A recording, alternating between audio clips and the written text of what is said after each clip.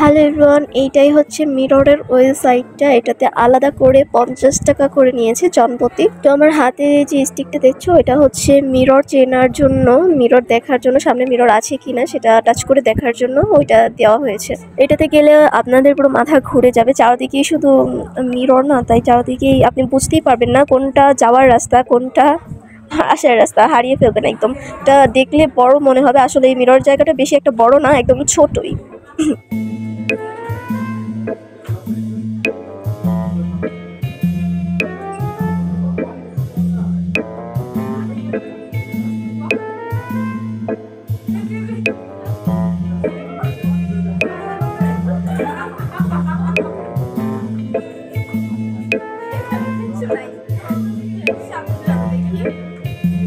আমি এটা ছাড়াই বলতে পারবো না।